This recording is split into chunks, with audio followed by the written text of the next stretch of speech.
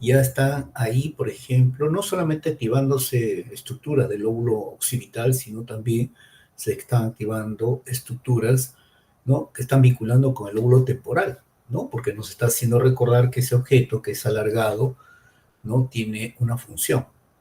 Y no solamente eso, sino que con ese lapicero, ¿qué cosa hacemos? Nosotros escribimos, ¿no? Y escribimos, y cuando lo hacemos, lógicamente, está activándose el lóbulo parietal, ¿no?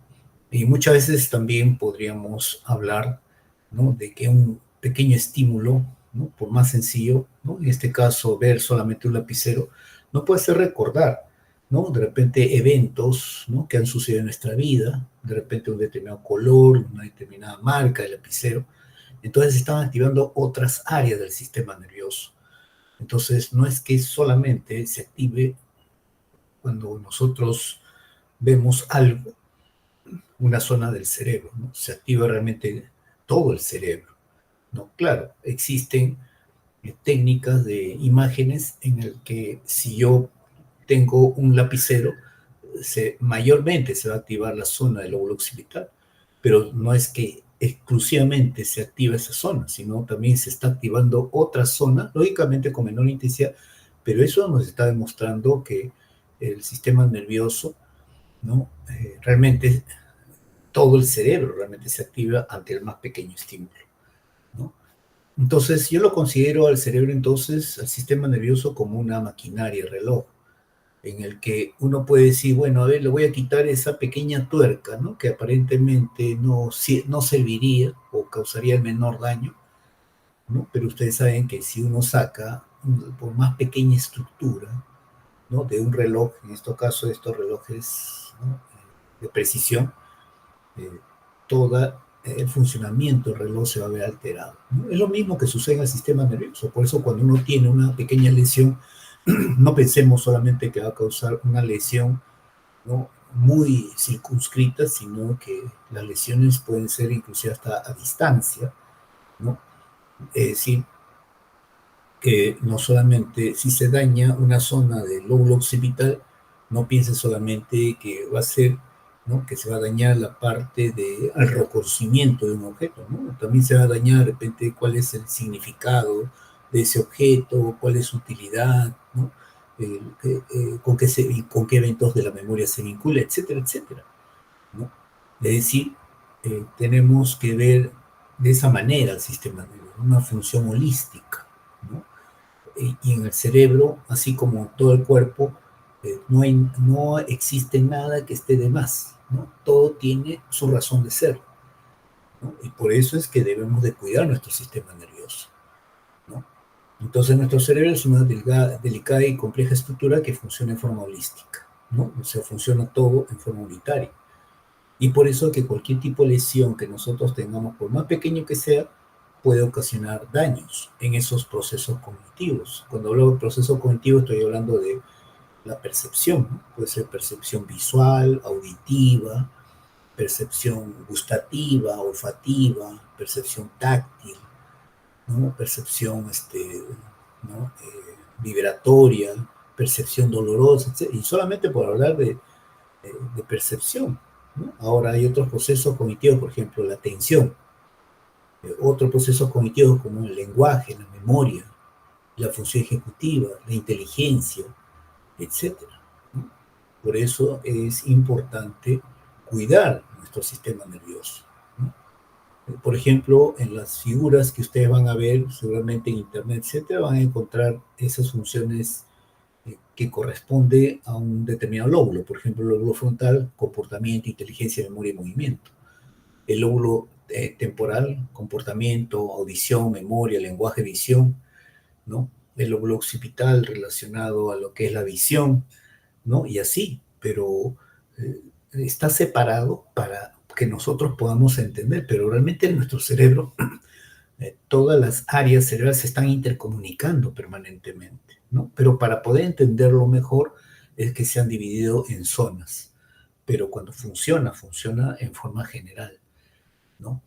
Y ustedes saben de que el sistema nervioso, el cerebro, representa solamente el 2% del peso corporal. O sea, si una persona de 1,70 m y pesa 70 kilos, pues más o menos el peso de su cerebro será 1.400 gramos. Sin embargo, ese 2% del peso corporal se lleva la quinta parte del gasto cardíaco. Recordemos, el gasto cardíaco es el volumen de sangre que expulsa el corazón en un minuto. O sea, si es el 20%, estaremos hablando de 200 centímetros cúbicos por minuto que le llega sangre al cerebro. Mire, la quinta parte. Recordemos que hay otros órganos, ¿no? Pulmones, el mismo corazón, riñón, hígado, etcétera. Pero el cerebro se lleva la quinta parte de todo ese gasto cardíaco. Y también de todos la glucosa que forma nuestro cuerpo, producto de nuestros seguimientos, también el cerebro se lleva el 20%, la quinta parte. ¿Eso qué significa? Que es un órgano muy activo. Claro, pues si las 24 horas del día está activo. No, pero cuando yo duermo está inactivada las neuronas, ¿no? Falso. Las neuronas están permanentemente activas las 24 horas del día, ¿no? Entonces, hay que considerar que esa alta actividad va a traer consecuencias, ¿no? Normalmente.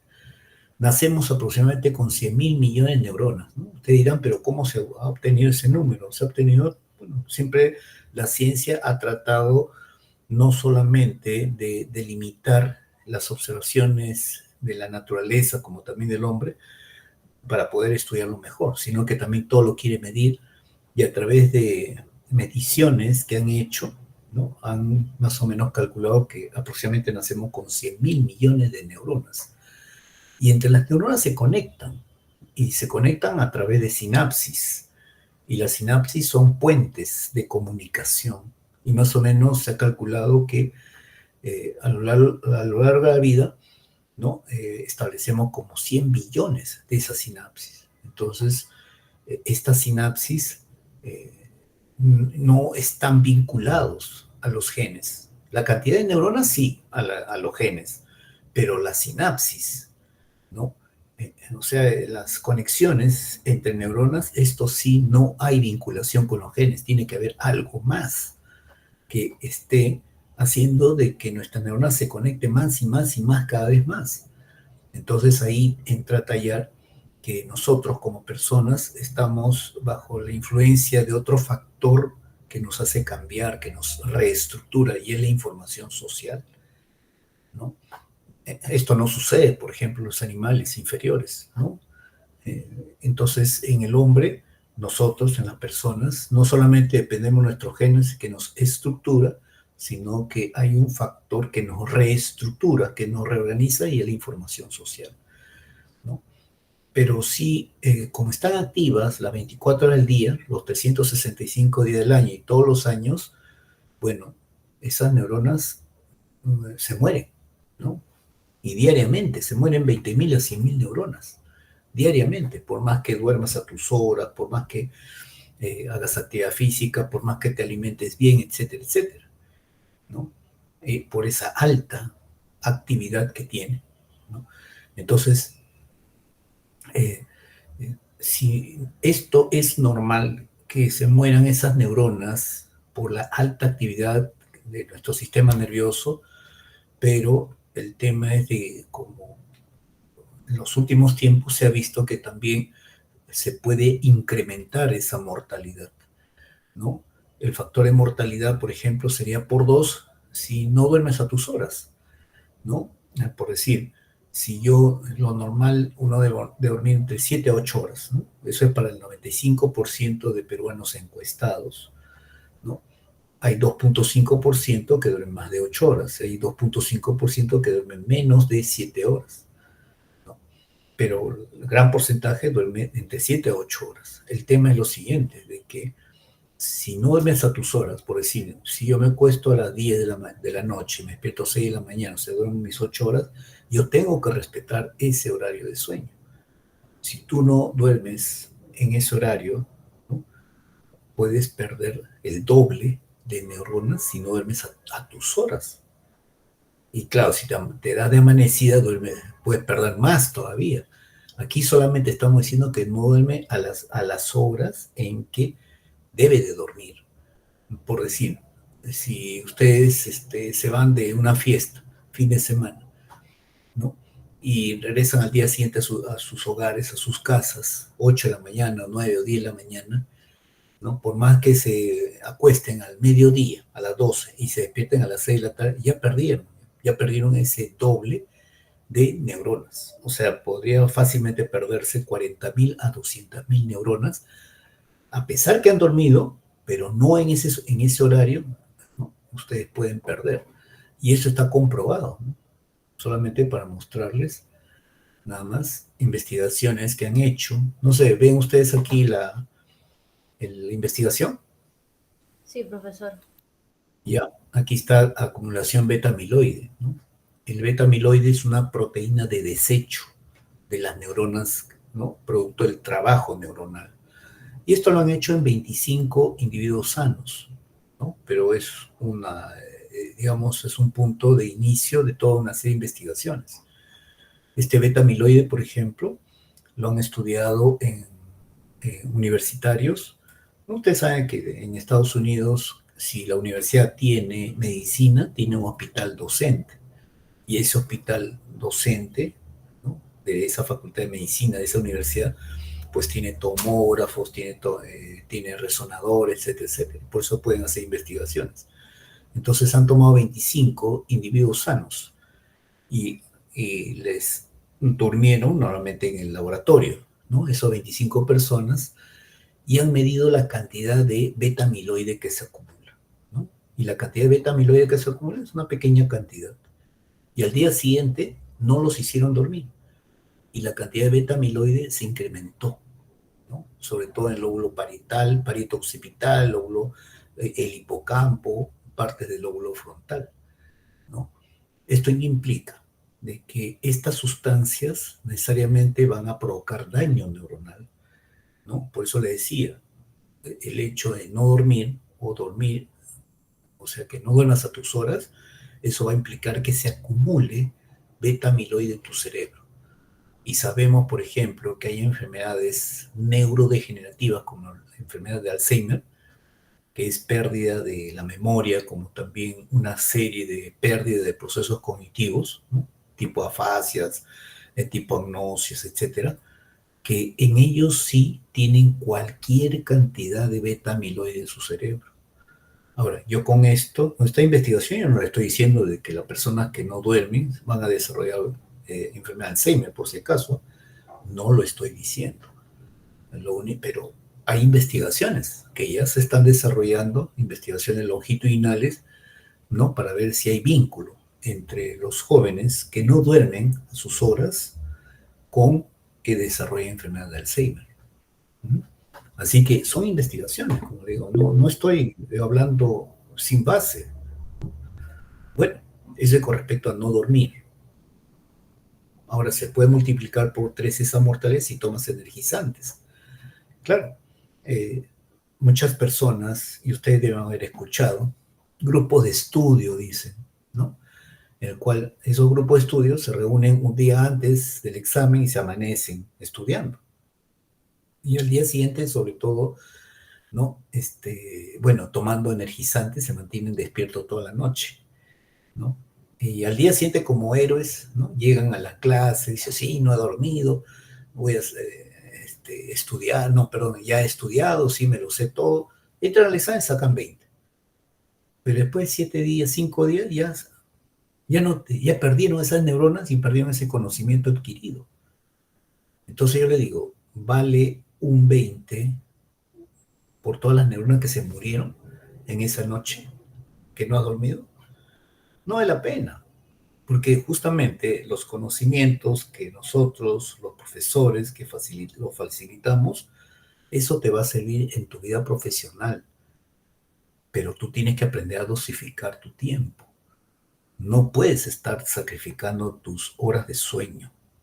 Tú tienes que a estudiar o en la mañana, en la tarde o parte de la noche, pero tienes que darle las horas de descanso al cerebro, porque está bien, puedes utilizar, ¿no? Puedes amanecerte, pero ya sabes cuál va a ser el costo. peor aún si tomas energizantes. Claro, porque el energizante es como un potenciador. Pero ¿qué sucede, por ejemplo? Si yo tengo un auto que funciona con una gasolina de 90 octanos, pero como yo quiero que el auto ruja, que el auto rápidamente me funcione en primera, etcétera, y le pongo una gasolina de 100 octanos, lo que voy a conseguir es quemar el motor, porque ese motor no estaba diseñado para ese tipo de gasolina, ¿no? Ahora, pero ustedes dirán, pero yo quiero tener mayor capacidad cerebral para estudiar. Está bien, pero tienes que hacerlo en forma progresiva. Nuestras neuronas son muy plásticas. Por lo tanto, si tú de menos a más quieres que tenga mayor capacidad, lo vas a lograr, pero de menos a más, no de pronto. Porque si tú quieres hacerlo de pronto, tomando energizantes, y ojo, algunos grupos de estudio también se fuman su marihuana o fuman clorhidrato de cocaína, ¿no? ¿Por qué? Porque en ese momento hiperactivan al sistema nervioso. Entonces, si están leyendo, se va agravando rápidamente, pero las consecuencias son fatales.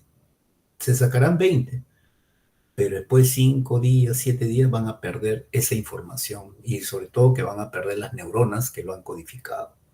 Ese va a ser el problema. Y a la final ese conocimiento se va a perder. ¿No? No vale la pena, chicos.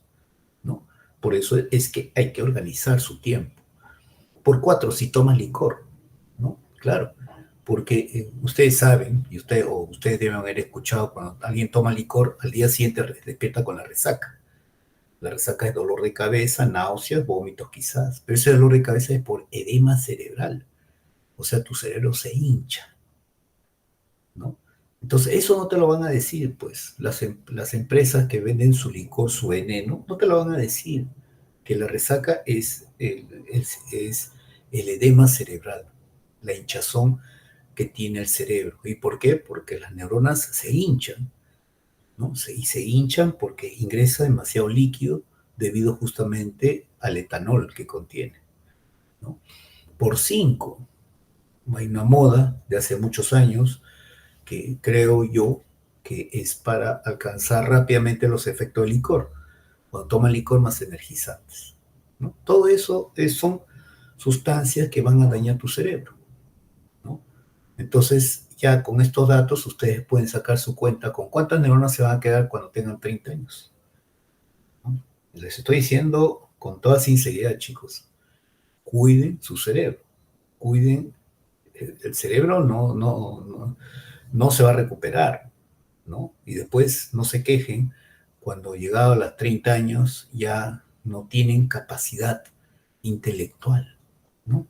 Por 6, si toman licor más drogas, ¿no? Que también es otra costumbre, ¿no? Porque recuerden que el licor, en especial me refiero a la cerveza, por ejemplo, ¿no? Cuando tú comienzas a tomar licor, lo que hace es te desinhibe, ¿no? Y justo cuando estás desinhibido, o sea, no hay control de tu comportamiento, es ahí donde hay gente que te ve, ya está picado, te ofrecen drogas o te regalan al inicio, ¿no? Prueba esto, pastillas, ¿no? Éxtasis, o fúmate este porro, ¿no? Con marihuana, o fúmate este cigarro que está con clorhidrato de cocaína.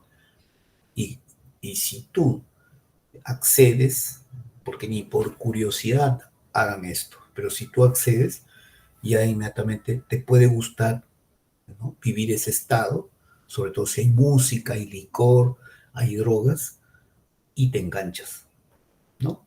No, pero yo fumo, pero yo sé cuándo me salgo. Eso dicen todos. Y al final se enganchan, porque tanto la cerveza es un puente para el uso de otras drogas ilegales, como la marihuana, la cocaína, las anfetaminas, tipo éxtasis, como también la marihuana es el puente para drogas mucho más terribles, del cual no vas a salir nunca en tu vida. Por más que digas, no, yo puedo controlarlo, falso. La droga te controla a ti. Ese es el gran problema, ¿no? Y no quisiera, yo particularmente no quisiera que ustedes estén involucrados en estos temas. Y si lo están, busquen ayuda. Ustedes son jóvenes, ¿no? Porque estarían a tiempo para poder recuperarse. Porque las drogas, mientras más joven tú lo consumas, es mucho peor, porque se van estructurando, ¿no?, en forma inapropiada redes neurales en el lóbulo frontal. Yo he visto varios chicos, ¿no?, que se han drogado a los 12, 13 años o han estado tomando licor en los colegios. Estos chicos, cuando llegan a la edad de 16, 18, 20 años, incluso no terminan la secundaria, o si están en la universidad, pasan así por así los cursos, pero no llegan más allá, no avanzan, no tienen, no son constantes en sus objetivos, ¿no? Se entusiasman mucho, pero después en el camino desisten. Y eso es porque no han estructurado bien el lóbulo frontal debido al uso de el licor, ¿no?, o las drogas, ¿no? Entonces, para estudiar el sistema nervioso, tenemos que estudiar desde sus unidades estructurales que viene a ser la neurona. Y como ustedes ven aquí, en la neurona, aquí vemos el árbol dendrítico, ¿no?, que parecen ramas, ¿no?, pero son las dendritas. Luego tenemos el soma, luego tenemos el axón, ¿no? ¿No? Y el axón, ven ustedes acá como si fuese un hot dog, ¿no? Pero realmente son la vaina de mielina. La vaina de mielina, ¿para qué sirve? Para que adquiera mayor velocidad del impulso nervioso. El impulso nervioso es esta luz que ustedes están viendo acá, que se transmite, ¿no?, por todo el axón, ¿no? Y aquí tenemos las ramificaciones axonales, ¿no?, y los terminales, botones preterminales, también le llaman botones terminales o terminales axónicos. Es aquí donde se va a liberar el neurotransmisor, y este neurotransmisor liberado, ¿no?, en estos terminales hacen de que se exciten o se formen nuevamente el impulso nervioso en la siguiente neurona, ¿no?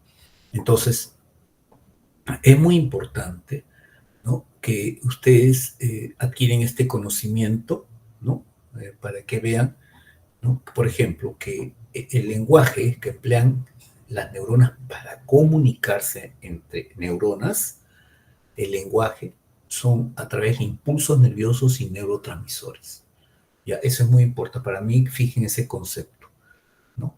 ¿Y por qué? Porque de esa manera, como nuestras neuronas se comunican a través de impulsos nerviosos y neurotransmisores, ya ustedes van a desechar ese mito o ese tipo de creencia que cuando hay calor, por ejemplo, hay frío, el calor me llegó al cerebro, o el frío me llegó al cerebro. Eso es falso. ¿Por qué? Porque el calor nunca llega al cerebro. Lo que llega son impulsos nerviosos. Pero ¿quién transforma ese tipo de energía, esos estímulos, ¿no?, que están codificando calor, o sea, esa alta temperatura? ¿Quién lo transforma en impulsos nerviosos? Son los receptores, ¿no? Y tenemos receptores a nivel sensorial, la visión, el olfato, el gusto, el equilibrio, la audición, ¿no? Ahí están los receptores, ¿no? Esos receptores son los que van a transformar, ¿no?, el estímulo, que viene a ser un tipo de energía, en impulsos nerviosos. Y esos impulsos nerviosos viajan a través, pues, de una serie de nervios aferentes, ¿no? Y en la parte táctil, la parte de la piel, que son órganos sensoriales también, órganos sensitivos, está por receptores que codifican el tacto, la presión, la temperatura, el dolor, la vibración, la propiocepción, ¿no? Y ahí se transforma en impulso nervioso y de ahí viaja por todo el cuerpo, ¿no?, asciende por la médula, va al tronco, se interconecta o se integra en el tálamo, de ahí se proyecta a las áreas, ¿no?, de Broca, ¿no? ¿Por qué? Porque el cerebro es el que codifica todo eso, ¿no? Entonces el cerebro se alimenta de la información, ¿no?, que te da tus órganos sensoriales y tus órganos sensitivos, ¿no? Se alimenta de esa información, ¿no? Muy importante. Y de acuerdo a esa información sensorial sensitiva, uno puede ejercer, ¿no?, un efecto motor, ¿no? Y así como en todos los órganos que ustedes han visto en los capítulos anteriores, todos los órganos del sistema están formados por células. Y esas células, que tienen la misma función, la misma característica, forman tejidos. Y a su vez esos tejidos, con una misma función, forman órganos y sistemas, ¿no? Entonces vamos a hablar sobre la célula, ¿no?, que viene a ser la neurona. Aquí viene una neurona que se caracteriza por tener un núcleo grande, prominente y también nucleolo, ¿no? Muy evidente.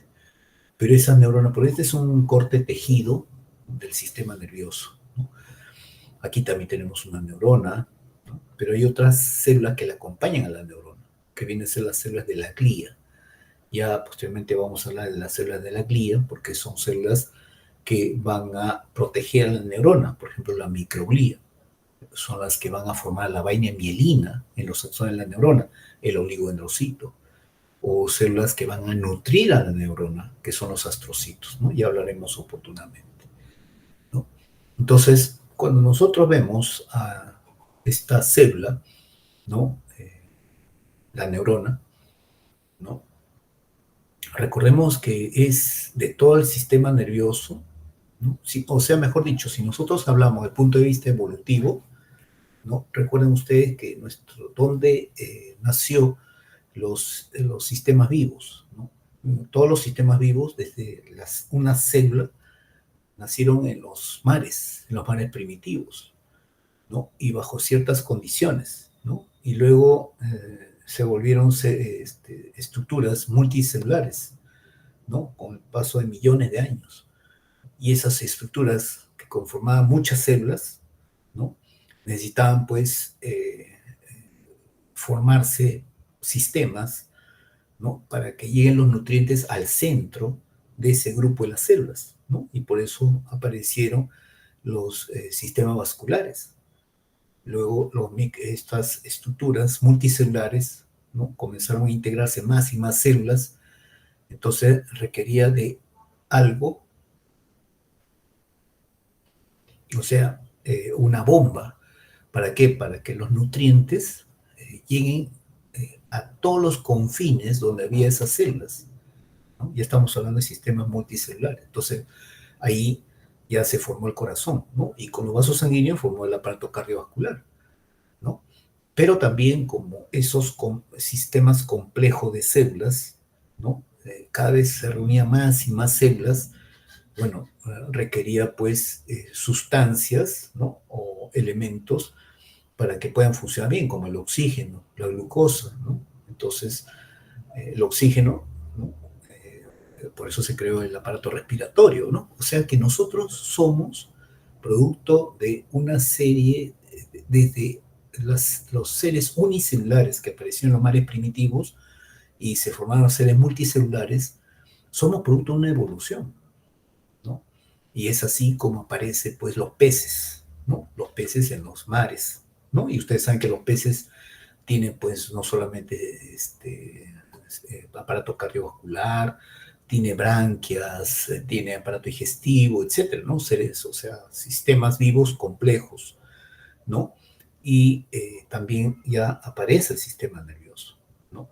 Luego aparecen de los peces, esos peces que viven en el mar, ¿no? Aparecieron otros, ¿no? En el cual podían también vivir en la tierra, aparecen los anfibios, y luego los anfibios evolucionan después de millones de años en una serie de especies, pero aparece el mamífero, ¿no? ¿No? Y después los mamíferos aparecen, pues, ¿no? Haciendo un gran salto evolutivo ya los primates. Y de los primates aparece luego, por una rama de los homínidos, aparece el hombre, ¿no? Bueno, la cosa es que somos un producto de una evolución. Y dentro de toda esa evolución, la última célula que evoluciona es la neurona, ¿no? Y es por eso que es una célula altamente especializada, ¿no? Como también es muy sensible, ¿no? ¿Por qué? Porque la neurona muere si le falta oxígeno, glucosa, por 4 minutos, ¿no? Y es por eso que le acompañan una serie de células, que son las células de la glía. Por ejemplo, aquí ven ustedes un vaso sanguíneo, ¿no? Un vaso sanguíneo, perdón. Un vaso sanguíneo. Aquí está la neurona, lo reconocemos por el núcleo, gran núcleo y núcleo prominente. Y aquí vemos una célula, ¿no? Cuya prolongación, ¿no? Envuelve al vaso sanguíneo, ¿no? Y otra prolongación hace contacto con la neurona, el astrocito, ¿no? El astrocito justamente va a formar la barrera hematoencefálica. Aparte tiene otras funciones que vamos a hablar, ¿no? O sea, el astrocito es una célula que se encarga de la nutrición de la neurona. ¿Por qué? Porque la neurona no te recibe cualquier sustancia, ¿no? recibe las sustancias que requiere, ¿no? ¿Y quién se encarga del filtro? El astrocito. Pero también hay otra célula que cubre a la neurona, ¿no? Sobre todo su axón lo cubre de unas capas de grasa, de lípido, que se llama mielina, ¿no? ¿Y qué cosa va a conferir esa vaina de mielina? Va a cuidar, ¿no?, el trofismo del axón, pero también a mayor capa de mielina que tenga el axón de esta neurona, el impulso nervioso va a ser más veloz, ¿no? Y es importante la velocidad del impulso nervioso justamente para la comunicación que debe existir entre las neuronas, ¿no? Luego encontramos otras células de la glía, que son las células ependimarias. Estas células ependimarias son las células encargadas de, o mejor dicho, tapiza toda la parte de los ventrículos, ¿no? Los ventrículos laterales, los del tercer ventrículo, el cuarto ventrículo, etcétera, ¿no? Y vamos a ver cuál es su función, ¿no? Aparte hay otra, de la célula de la glía, que es la microglía.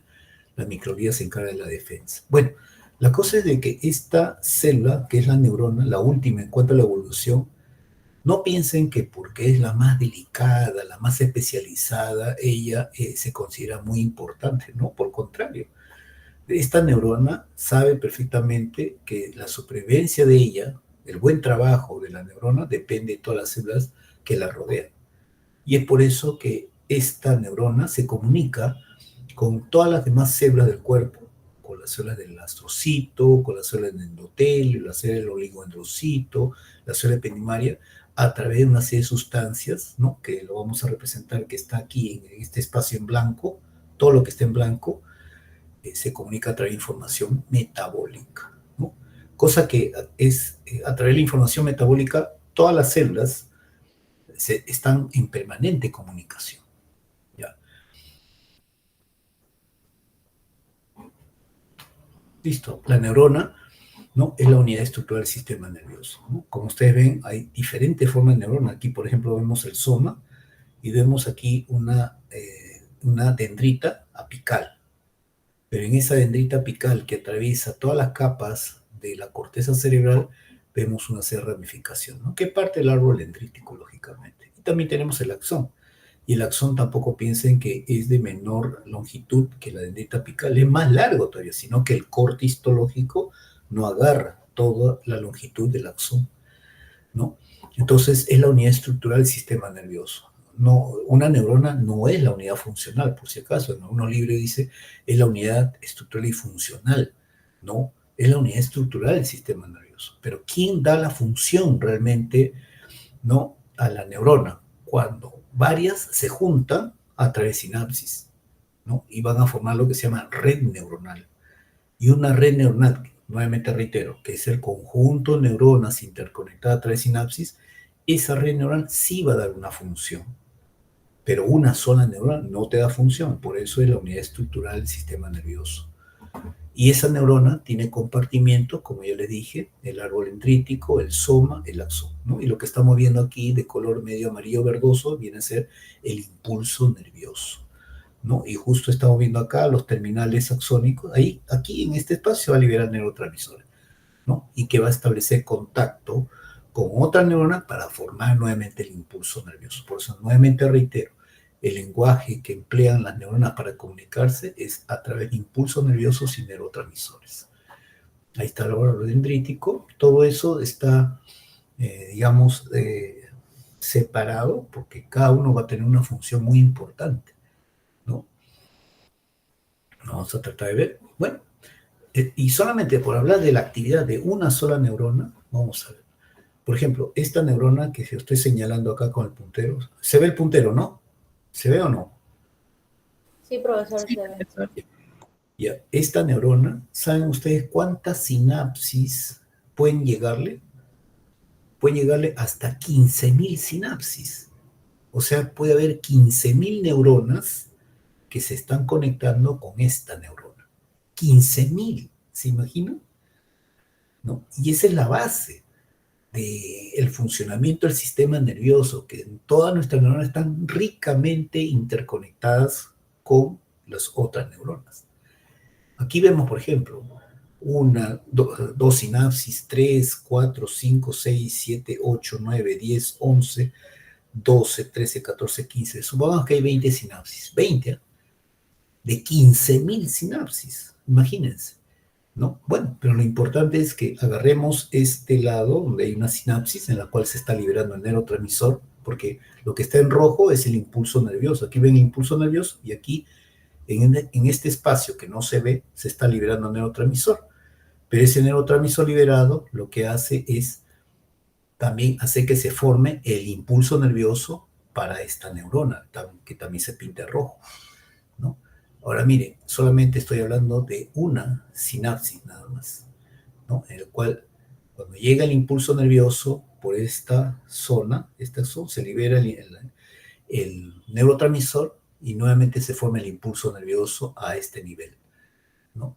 Ya. Y de ahí, de ese punto, ¿hacia dónde se va ese impulso nervioso generado acá?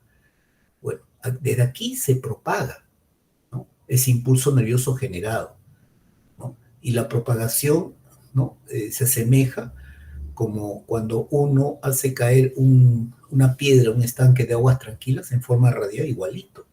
O sea, este punto se va propagando en forma radiada, se va radiado, en toda la membrana de las dendritas como también del soma. Ya. Pero ¿en dónde se da ese fenómeno de propagación? Se da justamente en la membrana de las dendritas y el soma, ¿no? Ya. Ahora, imagínense, de uno, ahora imagínense 15.000 sinapsis. Entonces, esos puntos de propagación de esas 15.000 sinapsis tiene que ir a algún lugar de esta neurona para que se pueda integrar, ¿no? Ya, entonces, ese fenómeno llamado integración se da justamente en la membrana, acá, en la membrana del cono de arranque axonal. Esta zona se llama cono, y ven que tiene la forma de un cono, ¿no? En la unión del soma y el axón. Ahí en la membrana existen una serie de canales, una alta concentración de canales que se van a producir la integración de todas las señales, ¿no? O de todos los impulsos nerviosos generados en la sinapsis de esta neurona. Ahí se produce. ¿Y a qué cosa es la integración?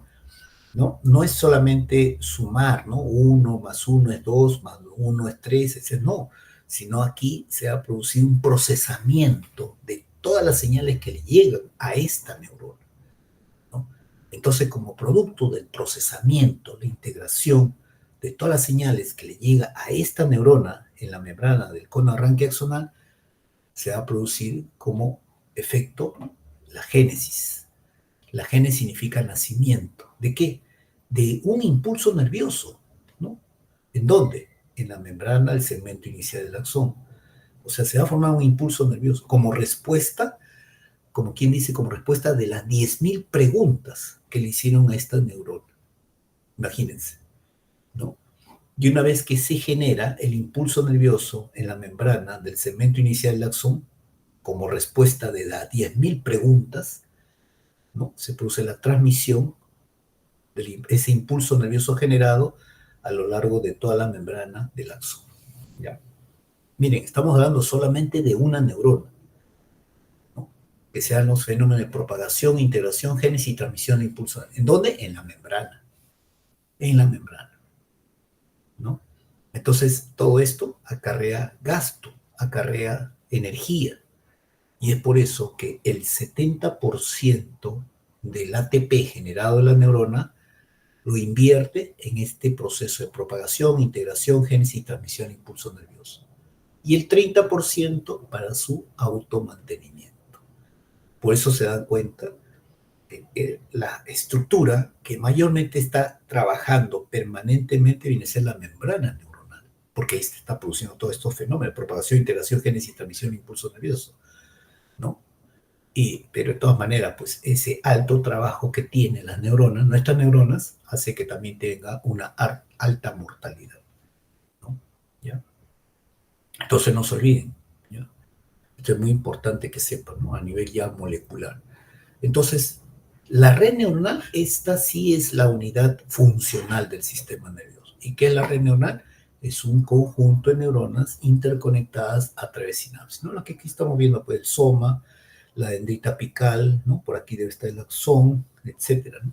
pero todas ellas se están conectando a través de sinapsis, ¿no? Y una red neuronal que más o menos tiene 60, 80 neuronas interconectadas a través de sinapsis va a tener una función, ¿ya? Entonces vemos aquí la estructura, ¿no?, de una neurona, ¿no?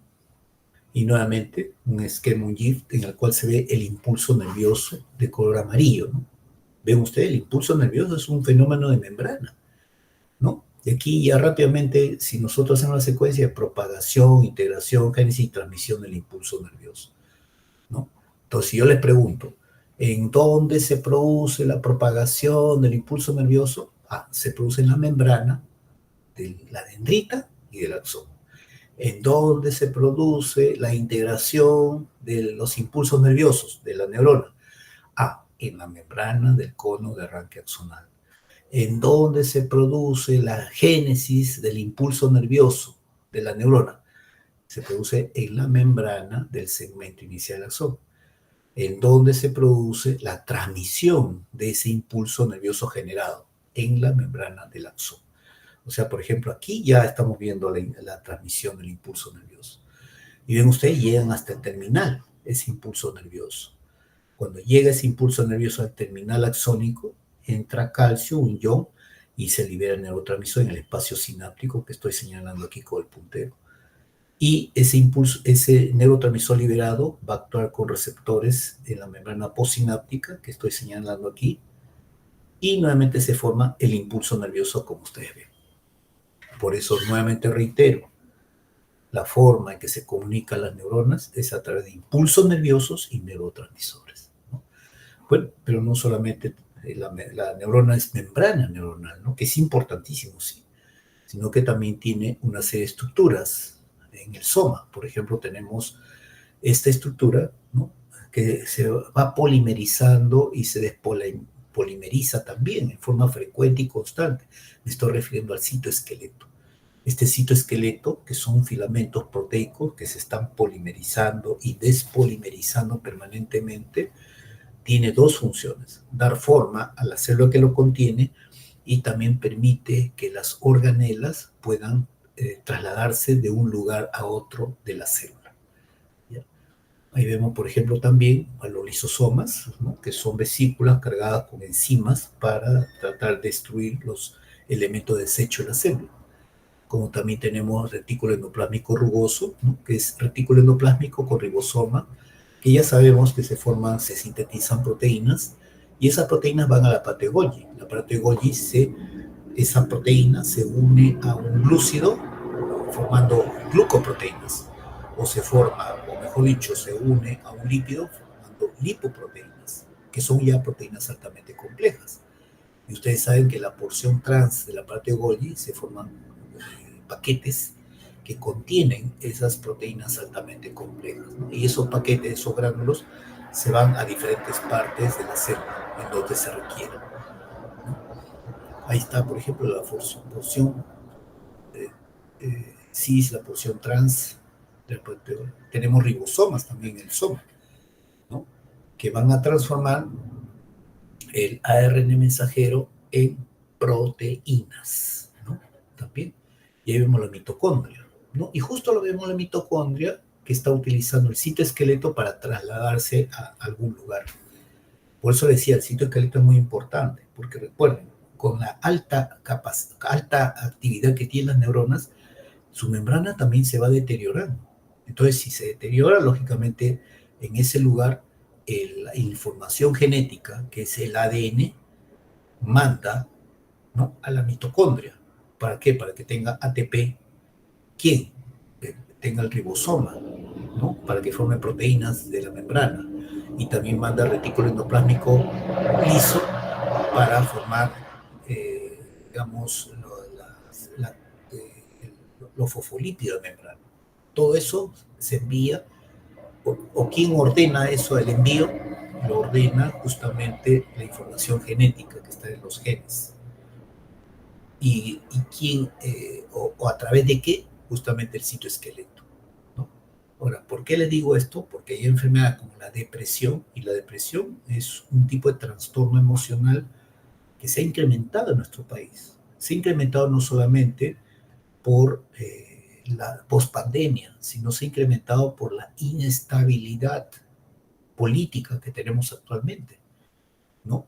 Yo sé que algunos de repente trabajan, otros son, digamos, sus padres, ¿no? Les ayuda para que sigan los estudios, pero la persona que está pues al frente de la casa, aportando económicamente, créame, tiene en este momento puede estar con ansiedad o puede estar estresado, porque no hay una estabilidad emocional, ¿no? Producto de una estabilidad política, ¿no? Entonces, todo esto está influenciando en el estado emocional de las personas, y eso se lo debemos a un mal gobierno, ¿no? Por eso que nosotros, como personas, como universitarios, como docentes que trabajamos en una universidad nacional y que nos debemos a la población peruana, porque nosotros, ustedes están sentados, ¿no?, en un aula, ¿no? Son personas lógicamente privilegiadas porque tienen una capacidad intelectual para poder ingresar, para poder haber ingresado a la universidad, ¿no? Pero ¿quién nos paga? Nos paga la población, nos paga el Estado, pero representado por todos los impuestos que pagan los peruanos. Entonces nos debemos a ellos. No nos debemos a una tira de individuos que con el tiempo han desacreditado su propia casta, la casta política me refiero, ¿no? Porque ellos siempre han pensado en su propio bolsillo y nunca han pensado en la población, ¿no? ¿Por qué? Porque todos pagamos impuestos, directos o indirectos. Por ejemplo, una persona que vive en un cerro, por decirlo así, que solamente gane quizás 20 soles para solventar a una familia de 4 personas, papá, mamá y 2 hijos, ¿no? Y que gane 20 soles y tiene que trabajar el día a día, ¿no? Tiene que necesariamente comprar arroz. Y el arroz, necesariamente, en todo su costo, hay un pequeño porcentaje que van a los impuestos, ¿no? Van al erario del Estado, ¿no? Entonces, miren, de millones de personas, ¿no? Justamente hace de que funcione la Universidad Nacional. Y por eso que nosotros no podemos quedarnos ajenos a las cosas que están pasando desde el punto de vista político, porque es esa gente, sea pobre o pudiente, está solventando nuestros estudios. Claro, nosotros contribuimos con nuestra actividad intelectual, ¿no? Como también nuestra motivación, nuestro interés de seguir una carrera, pero nos debemos a ellos, ¿no? Pero el tema es que eh, con esta inestabilidad política y que ha dado como consecuencia toda esta ola de protestas, lo que hace es malograr el estado de ánimo de las personas. Entonces, ¿qué trae como consecuencia, no? Por ejemplo, yo les digo, ¿no?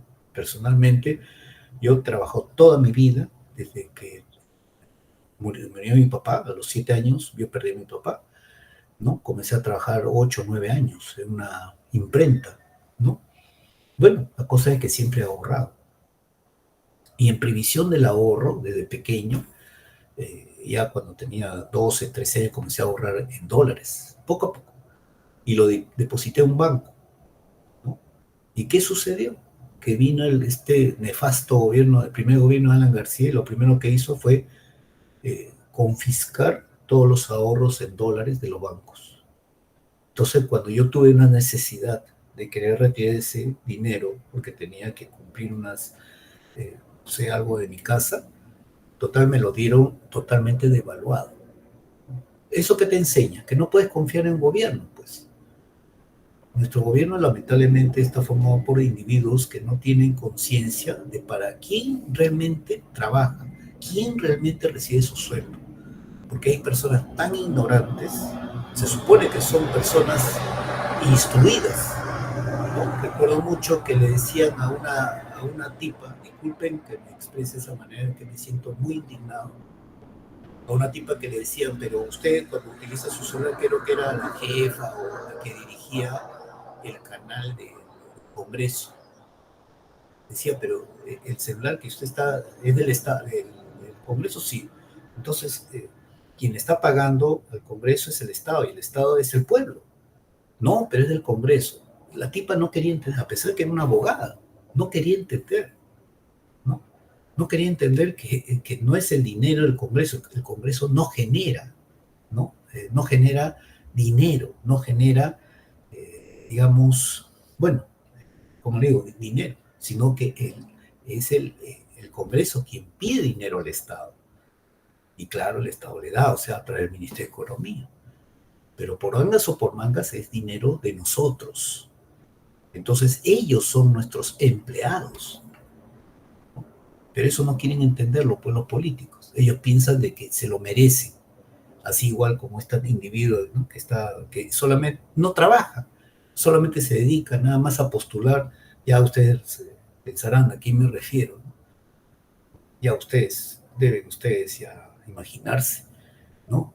Pero sin embargo, manda realmente, actualmente está mandando tanto al Poder Ejecutivo y Legislativo, pero ella podrá ser loca, pero peor son las personas que siguen a esa loca, ¿no? Me siento totalmente indignado, sobre todo por las últimas cifras de pobreza en nuestro país, 40% de pobreza, ¿no? Y a ver, ustedes supongo que deben tener conocimiento, ¿no?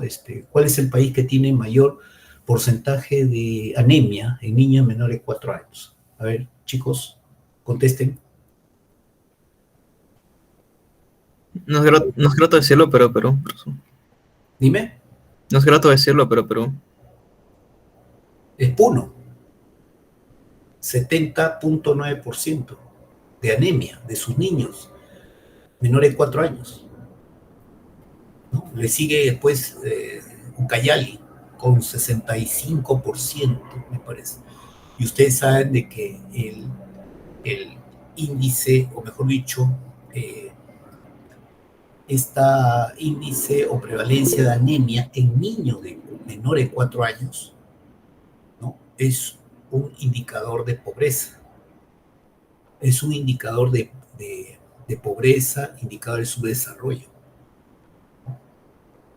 Por ejemplo, cuando quisieron demostrar los indicadores de pobreza en este año, justamente sucedió hace 2, 3 meses, ¿quién se opuso a que no se divulgara? El gobierno. Efectivamente, pues, ¿no? Un ratito, chico, me espera un ratito, por favor. ¿Me escucha? Sí, doctor. Ya, Sí, profesor. disculpe un ratito, un minuto.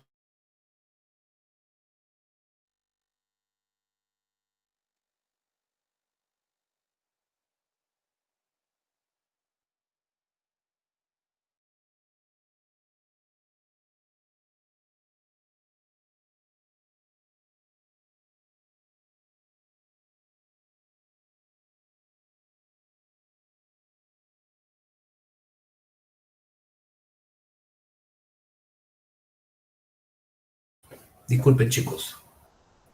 ¿Me escuchan? Hola. Sí, profesor. Sí, Ya. profesor. Disculpen que diga esto, pero yo me siento muy indignado porque justamente lo que ustedes han dicho, ¿no? Quien se opuso a que no se divulgaran los niveles de pobreza ha sido justamente el gobierno. Estamos hablando de un personaje también, ¿no? Que hay que decirlo con nombres y apellidos, Dina Boluarte, ¿no? Y me indignan, ¿saben por qué? Porque cuando nosotros lleguemos a este tema, sobre todo la liberación del neurotransmisor, aquí para liberarse el neurotransmisor se requiere proteínas de alta calidad, ¿no? ¿Para qué? Para que se pueda liberar el neurotransmisor, ¿no? Entonces yo les mencioné, nuestras neuronas se interconectan a través de impulsos nerviosos y neurotransmisores, ¿no es cierto? Pero ¿qué pasa si ese niño, desde el vientre materno, ¿no? Está malnutrido? Porque está dentro del vientre de una mamá malnutrida, ¿no? Entonces esa malnutrición va a hacer de que esas neuronas, uno, no se interconecte bien, dos, no se comunican adecuadamente porque no van a tener proteínas para liberarse lo más rápido posible de esta sinapsis, de estas membranas presinápticas. ¿Eso qué va a significar? Así se lo digo crudamente, chicos, que el 70% de esos chicos no van a tener capacidad intelectual. Entonces, ¿en qué van a trabajar? Mando medio para abajo. O O sea, vamos a tener mayor cantidad de personas que solamente van a vender su esfuerzo físico, ¿no? Solamente eso. Y ustedes imagínense qué cosas les estoy diciendo cuando solamente van a vender su esfuerzo físico. ¿Eso queremos? ¿Eso queremos? Ese es el futuro de nuestro país. ¿Y a quién se lo debemos? Una tira de, disculpen la expresión, porque esto no creo, es una tira de zánganos, y es indignante, porque ha condenado al 70% de esa población de Puno a que tengan jóvenes que no tengan opciones desde el punto de vista intelectual, a que tengan pues una profesión, ¿no? Estudien así como nosotros, la universidad, a que existan investigaciones, a que ayuden al país. Da pena realmente, pero a mí totalmente me indigna. Es indignante, ¿no? Y se supone que son personas que han pasado por la universidad, pues Dina Boluarte, ¿no? Ha pasado por la universidad, ¿no? Debe tener al menos un poquito de cabeza y cerebro para pensar el grave daño que hace con su toma de decisiones, ¿no? Por eso les digo, yo, o sea, como le digo, yo conozco la parte neurocientífica, ¿no? Y como le digo, es indignante que esté condenándose al 70% de la población de Puno. En Lima será pues un 40%, ¿no? Se está condenando. Estamos hablando de niños, de menores de 4 años, ¿no? Por eso un buen gobierno, yo pienso que será cuando los hijos de esos políticos, de grandes políticos, se atiendan en un hospital del Ministerio de Salud. Cuando los hijos de esos políticos, ¿no?, estén estudiando en un colegio nacional, ¿no? Pero no, ustedes ven, los políticos, sus hijos están en los mejores colegios, ¿no? Porque no les importa, lo que nos pase. Entonces un sanmarquino debe saber todas estas cosas, no solamente abocarse al conocimiento científico, sino también al conocimiento de la realidad social, ¿no? Porque la universidad justamente, ¿no?, eso nos enseña, ¿no?, a que seamos consecuentes con nuestra población y a luchar por nuestra población. Bueno, entonces yo le estaba mencionando sobre el citoesqueleto y justamente estábamos hablando sobre, ¿no?, esta mitocondria, por ejemplo, que utiliza el citoesqueleto como todas las organelas para su automantenimiento de la neurona, y les mencionaba que la salud mental se ha deteriorado, no solamente a raíz de la pandemia, sino también a través de todo lo que está pasando en nuestro ambiente político, ¿no? Entonces, ¿qué trae como consecuencia? La depresión. Y sabemos que la depresión, lo primero que destruye es el citoesqueleto. Y si destruye el citoesqueleto, ya no va a haber esos caminos que deben de seguir las organelas, los lugares donde es enviado, donde el ADN quiere enviarlo para la reparación de la neurona. Entonces, ¿qué va a suceder? La neurona se muere. Y es por eso que después de un tiempo que una persona está con depresión crónica, se ve en la resonancia nuclear magnética que hay zonas del cerebro que se atrofia, o sea, se destruye, que son el lóbulo frontal como también el hipocampo. Por eso les digo, ¿no?, ya desde el punto de vista científico, ¿no?, cuáles son estas graves consecuencias, ¿no? De otro lado, también hay un tipo de transporte dentro del axón, ¿no?, que es el transporte, cuando es el transporte dentro del axón, del soma al terminal, es el transporte anterógrado. Y justamente ese transporte anterógrado se da sobre este citoesqueleto que se llama microtúbulo, y se da a través de esta proteína motora que se llama quinesina, ¿no?, que va a trasladar productos del soma al terminal. Pero también hay un transporte axonal retrógrado, que también se da sobre los microtúbulos, pero a través de otra proteína llamada dineína, ¿no? Todo esto se da a través de proteínas, chicos. Todo. Por eso les digo, ¿no?, ¿qué pasa con nuestra población que está mal alimentada? Bueno, en cuanto a la estructura de neuronas, sabemos que en el núcleo está el carioplasma, ¿no? Que es la parte líquida del núcleo, y también está la distribución de la cromatina, ¿no? Como núcleo cromatina, heterocromatina, cromatina sexual también, ¿no? Tenemos el núcleo, que es un conglomerado de ARN, ¿no? Y la membrana nuclear, etcétera, ¿no? Pero también hay que considerar que tenemos más de 140 formas de neuronas, que es el fenotipo de las neuronas. Nosotros conocemos, y para entender mejor, tres formas nada más, ¿no? Sea unipolar, bipolar y multipolar, pero realmente son 140 formas que tienen las neuronas. Pero ¿de qué depende? Depende de las señales. Las señales que activan vías, ¿no? De la fosfoquinasa y activan genes de respuesta temprana. Pero si esas señales se repiten y se repiten, activan ya genes de respuesta tardía. Y esto va a dar lugar a otro tipo de neuronas, ¿no? Neuronas que ya son más especializadas.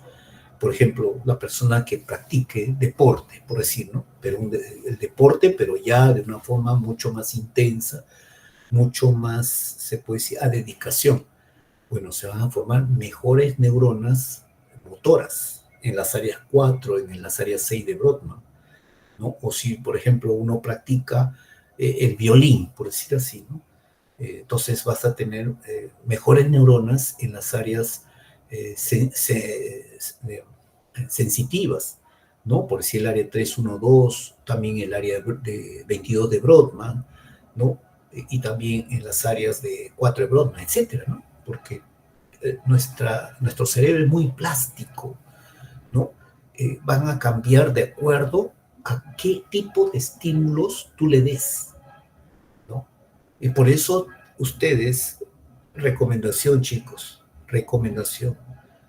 Ustedes, yo sé que ustedes quieren ser buenos profesionales porque entran a la universidad con muchos principios, principios muy altruistas de querer ayudar a su comunidad, de querer ayudar, ¿no?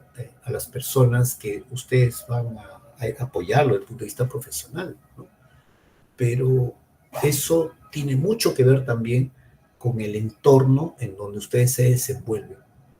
Por decir, ejemplo, ¿no? Si ustedes están siendo chicos, sanmarquinos, estudiosos, pero si están en un grupo en el cual pues se da la chacota, quieren solamente fiestas, pues esas señales van a modificar sus neuronas y posiblemente tarde o temprano se van a convertir igual como esas personas.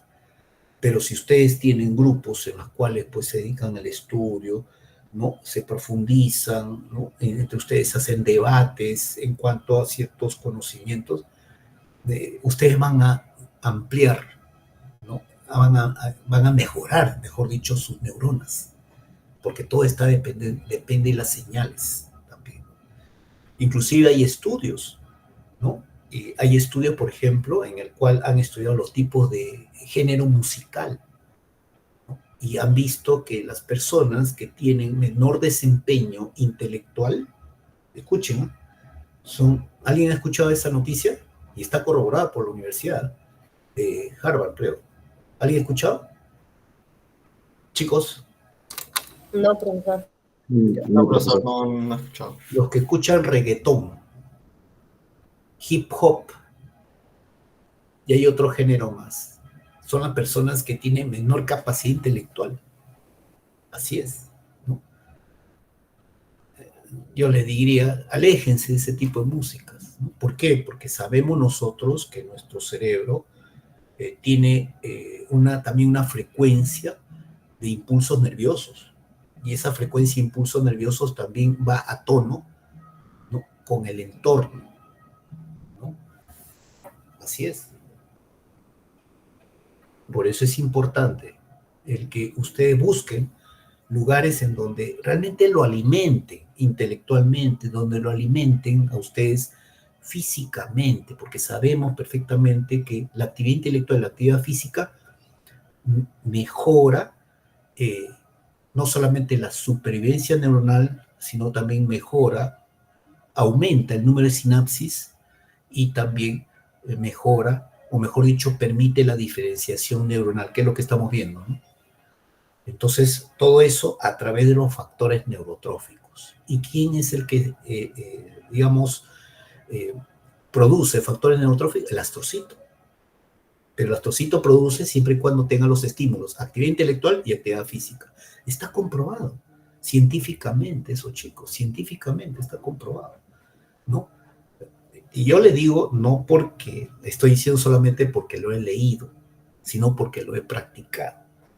O sea, mi práctica, ¿cuál ha sido? Porque el artículo lo vimos con un grupo de estudiantes de medicina cuando hacían seminario, que había salido, yo ya me había enterado como hace como 10 años, ¿no? En el cual teníamos que, para incrementar los factores neurotróficos, ¿no? Y con esto, digamos, aumentar la supervivencia neuronal, promover la sinaptogénesis y diferenciación neuronal, tenías que practicar actividad física de moderada a intensa, ¿no? ¿No? ¿Y qué traía como consecuencia? Y después esto apareció en otros artículos, mejorabas tu atención, mejorabas tu capacidad de memoria y tu aprendizaje. Entonces yo le digo, así con toda sinceridad, si antes del artículo caminaba 10, 15 minutos al día, comencé a caminar 1 hora, ¿no? Pero ¿dónde yo lo evidencié mejor que aumentó mi capacidad de atención, mi capacidad de memoria, mi capacidad de aprendizaje? Justo los días domingo, que es el día que yo tengo un poco más de tiempo, de practicar básquet. Yo antes practicaba 45 minutos, 30 minutos nada más, o sea, juego intenso. O sea, no intenso, sino jugaba, ¿no? Ahora no. Desde ese tiempo, hace muchos años, ya juego 2 a 3 horas. Y créame, chicos, uno puede estar cansado físicamente, pero tu capacidad de atención mejoró ostensiblemente. Mi capacidad de aprendizaje también, mi capacidad de memoria también. Como les digo, yo no le estoy diciendo solamente por la teoría, sino por la práctica también. Por eso es que la fisiología es practicarlo. Y si lo pueden hacer, háganlo, para que ustedes mismos comprueben todos estos beneficios que tiene la fisiología, todos estos estudios. Háganlo, chicos. Van a notar la diferencia. Otro aspecto importante, por ejemplo, es en el desarrollo del sistema nervioso, sobre todo en la rata. Se ha estudiado que en el cerebro posterior, que está formado por, ¿no?, lo llamado el romboencéfalo, tiene 8 segmentos, ¿no? Y los científicos han estudiado en el cerebro de la rata embrionaria de que existen diferentes genes que se activan para diferentes segmentos del romboencéfalo. Entonces, lo que yo me di cuenta es que los genes, para el desarrollo del sistema nervioso en general, pueden activarse solamente segundos, y después de ahí ya no. Minutos, horas, días, o toda la vida. Entonces yo dije, ¿no? ¿Qué sucederá entonces en aquellas madres gestantes que les dan medicamentos? ¿No? No se sabe todavía, pero ahora le voy a contar lo que yo he escuchado y lo que yo he visto también, ¿no? Entonces, a partir de hace muchos años, cuando yo vi esta investigación, ¿no?, ya no daba medicamentos a las mujeres gestantes. Ya no, ¿no? Por eso yo realmente no me explico por qué cuando se diagnostica una mujer gestante recién le dan ácido fólico. Cuando el ácido fólico, que previene las malformaciones del tubo neural, tiene que darse 6 meses antes del embarazo. ¿Ya para qué le doy cuando ya está embarazada? ¿No? Ahora, si quiero darle ácido fólico a una mujer embarazada, bueno, hay alimentos que tienen ácido fólico, hay alimentos naturales, ¿no? Como también, ¿para qué le doy calcio a una mujer más? Porque el calcio son prácticamente un mineral, ¿no? Y tú lo puedes conseguir, ¿no?, a través de diferentes alimentos. Todos los alimentos tienen calcio. Lo que sí tienes que recomendarles que, por ejemplo, en invierno no hay problema, que camine, ¿no?, fuera de casa, fuera del trabajo, a la luz. En verano sí hay que cuidarse por la radiación ultravioleta, porque la radiación ultravioleta ustedes saben de que podría condicionar cáncer de piel. Entonces que camine, pero por la sombra. Comprobado está, chicos, comprobado de que cuando uno camina, o sea, hace actividad física y se expone a los rayos solares, sea directo o indirectamente, se activa la vitamina D. Y esa vitamina D hace de que se absorba mejor el calcio a nivel intestinal, ¿no? Entonces, no hay necesidad de darle calcio, porque no lo va a absorber, sobre todo si es una persona que para dentro de su casa o dentro de estructuras de concreto, porque no va a pasar, ¿no?, los rayos ultravioleta, ¿no? Y todos los alimentos tienen calcio. Yo he hecho experimentos en ese aspecto con mis trabajadores, ¿no? Y he visto que inclusive personas que toman leche, pero permanecen muchas horas dentro de edificios, no absorben tanto calcio como aquellas que no toman nada de leche, pero sin embargo hacen actividad física y se exponen a los rayos solares, ¿no? Por eso yo no doy medicamentos a una mujer gestante que yo tenga, ¿no? Y además, ustedes sabrán que cuando uno tiene un dolor, sobre todo en mujeres gestantes, le pueden recetar paracetamol, ¿no?, para el dolor. Pero miren, ha salido un artículo hace 6, 7 años, inclusive si su delegado o delegada me dice para enviarle a través de WhatsApp para que usted lo vea, van a ver que o sea, hicieron estudios a niños que tenían trastorno de déficit de atención y hiperactividad, ¿no? Y vieron de que había un denominador común, que la madre, mientras esos niños estaban dentro del vientre materno, me parece que a la 14ª hasta la 17ª semana de edad gestacional le habían indicado paracetamol, ¿no? Paracetamol. Y había duplicado el número de niños que tenían déficit, que nacían con, o que tenían déficit de atención y hiperactividad, siendo el paracetamol un medicamento totalmente inocuo, entre comillas, a una mujer gestante. Por eso les digo, esto es en base a estudios. Y esos factores neurotróficos, como le digo, miren, aquí nomás hay factor de crecimiento fibroelástico, factor de crecimiento neuronal, factor neurotrófico ciliar. Todos estos hacen que se diferencie una neurona en otra. Por eso es que los factores neurotróficos, uno, permite la diferenciación neuronal. Segundo, mejora la supervivencia neuronal. O sea, tus neuronas van a vivir más.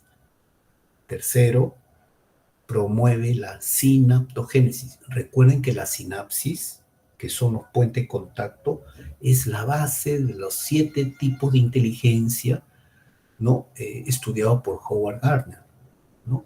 O sea, la inteligencia no es solamente lógico-matemático, como siempre nos han dicho hace muchas décadas, y que se mide por el coeficiente intelectual. Ustedes me dirán, ¿acaso un jugador, por ejemplo, los jugadores de fútbol, no tienen inteligencia? Sí, es una inteligencia corporal sinestésica, ¿no? Dime, sí, dime.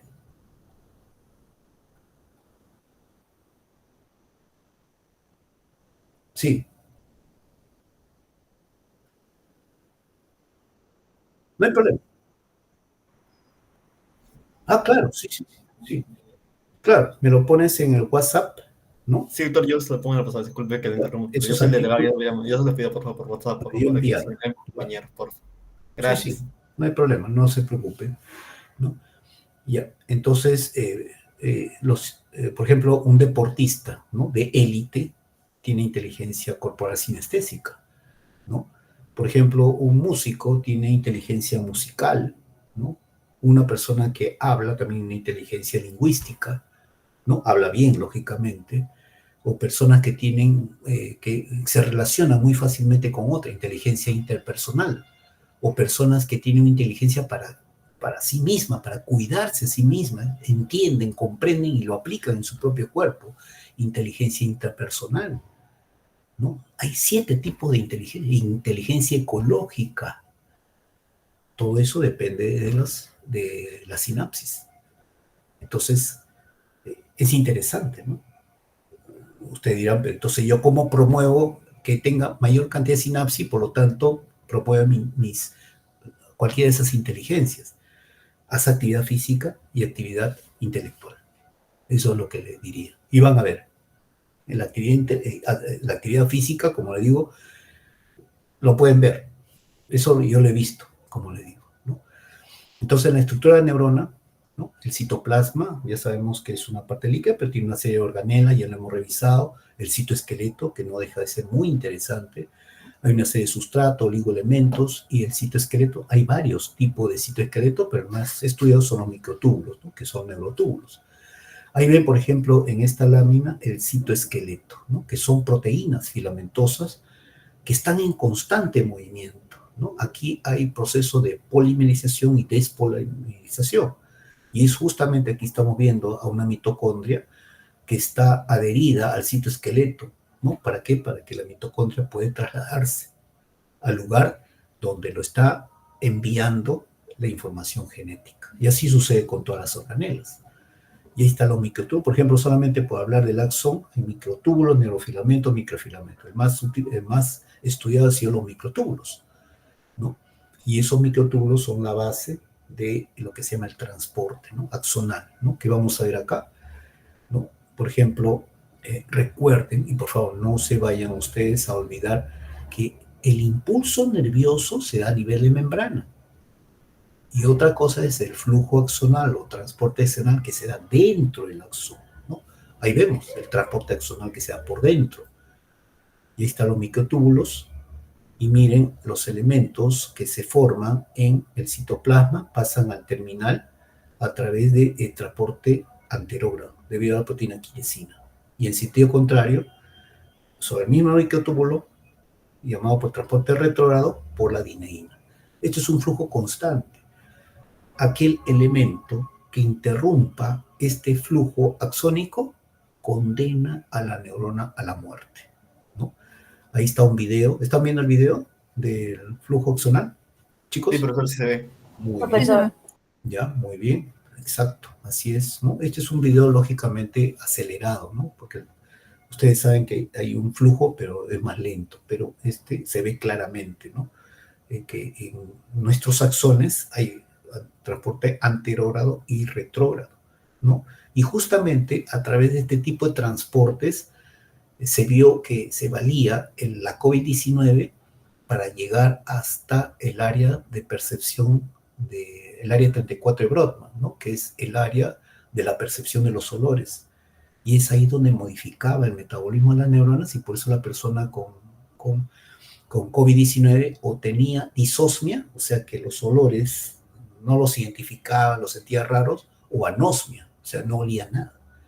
Igual, a través de las papilas gustativas y del séptimo, noveno y décimo par craneal, llegaban al área 13 Brodmann, que es el lóbulo de la ínsula, de la parte gustativa. Y la persona que tenía COVID, ¿no?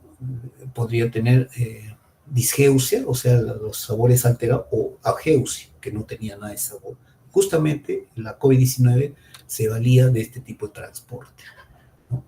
Entonces, hay modelos animales justamente para poder entender, ¿no? Ciertas enfermedades, ¿no? Y sobre todo estudiando los transporte axonal. Lo que más me preocupa aquí es la sales de aluminio, ¿no? ¿Y qué cosas puede dar? Neuropatía periférica. Son aquellas personas que tienen en las piernas, en los brazos, en cierta parte del cuerpo, sensación de adormecimiento o dolor, pero después desaparece, ¿no?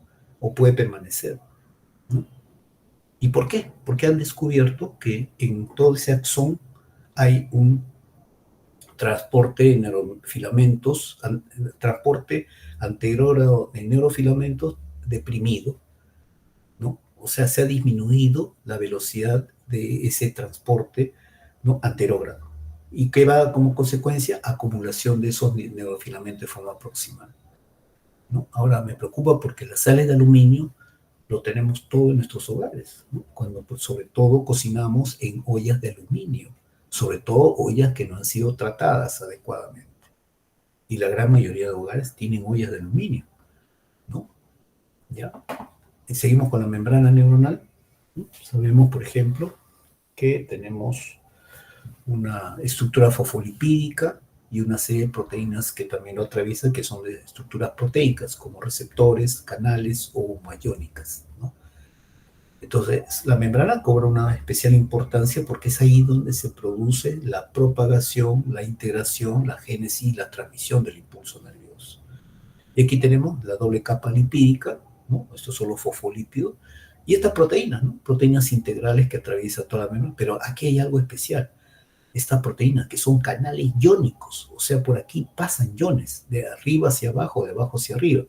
o sea, de afuera hacia adentro, de adentro hacia afuera, ¿no? Porque estos canales pueden abrir y cerrarse, pero transportan iones. Y justamente ese transporte de iones genera los llamados impulsos nerviosos, ¿no? Además, dentro de esas proteínas, también las bombas, ¿no? Aquí tenemos la bomba de sodio, potasio y TPasa que hace entrar potasio en contra del gradiente de concentración, porque recuerden que dentro de las células predomina el potasio, pero lo hace entrar, claro, consume energía. Y también saca sodio, a pesar de que hay mucho sodio fuera de la célula, también consume energía. Pero esta es una bomba que permanentemente tiene que estar actuando en nuestras células. Y ahora vamos a ver por qué. Y ahí está la membrana, justamente, pero solamente aislándonos con los canales iónicos, ¿no? Estos canales iónicos generan corrientes iónicas. Y esas corrientes iónicas van a dar lugar al impulso nervioso, ¿no? Estos poros o canales iónicos ya se sabe toda su secuencia, tanto su estructura primaria, secundaria, terciaria y cuaternaria. Esto es muy importante, inclusive sus genes. Esto es muy importante porque sirve a la ingeniería genética para poder cambiar, ¿no? Cambiar los genes justamente que están defectuosos, porque todo esto depende de los genes, ¿no? Ahora, en cuanto a la membrana, lógicamente la membrana no puede pasar un catión desde su ambiente extracelular o medio interno a tener la membrana, ¿no? Porque el catión no pasa solito, tiene que estar siempre rodeado por nubes de moléculas de agua. Y es por eso que existen los canales iónicos, porque va a dejar pasar un cierto tipo de catión, ¿no? Con un determinado diámetro y también considerando el diámetro de las moléculas de agua que le rodean. Y entonces por eso es que los canales iónicos son específicos para los iones que deja pasar, deja entrar o salir, ¿no? Y así vemos que nuestra membrana, cuando nosotros hablamos de potencial de membrana en reposo, realmente está en plena actividad nuestra membrana, está constantemente activa nuestra membrana, porque están entrando, saliendo iones. Esos poros o canales son proteínas y están totalmente vinculadas a los impulsos nerviosos. Y los impulsos nerviosos son de 1 milisegundo puede durar. O sea, en un segundo, en este momento, en un segundo, prácticamente nuestras neuronas están disparando 1000 impulsos nerviosos.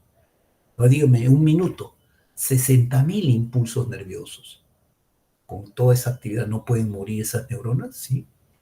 Así es, ¿no? De esos porosos canales conducen iones, son específicos para iones, solamente seleccionan ciertos iones y se abren y cierran en respuesta a estímulos eléctricos, químicos o mecánicos, ¿no? Por ejemplo, aquí tenemos en esta columna canales iónicos abiertos y estos acá están cerrados. Pero miren, este canal iónico aquí tiene su receptor. Viene ligando, que puede ser neurotransmisor, puede ser una hormona o un fármaco, ¿no? Un fármaco, que también puede ser un tóxico, ¿no? Se une a su receptor, ahí está, y se abre el canal. Deja pasar iones, hacia adentro o hacia afuera. Otro tipo de canal. Por la parte interna se fosforila el interior del canal y se abre, pierde el fósforo, se cierra. Otro tipo de canal. Aquí vemos que la membrana está en reposo porque el interior es negativo y el exterior positivo. Cambia su polaridad, se abre. Recupera su polaridad, se cierra. Aquí está en forma polarizada y aquí está despolarizada. Y otro tipo de canal que está adherido al citoesqueleto, ¿no? Que son filamentos de actina adheridos a la parte interna de la membrana, que cuando se contraen se abre, se relajan, se cierra. Te estoy diciendo 4 tipos de canal y hay un montón de tipos de canal, ¿no? Entonces ya nosotros sabemos qué genes, ¿no? Son los que codifican estos tipos de canales, ¿no? Entonces, este canal iónico que ustedes están viendo acá es producto justamente de la activación de los genes, ¿no? Que sigue todos los mismos mecanismos de transducción, etcétera, etcétera. Pero ¿cómo se activan los genes? Se activa a través de un estímulo que viene de afuera, que viene a ser el ligando, que es el neurotransmisor, hormona o fármaco o neurotóxico, ¿no?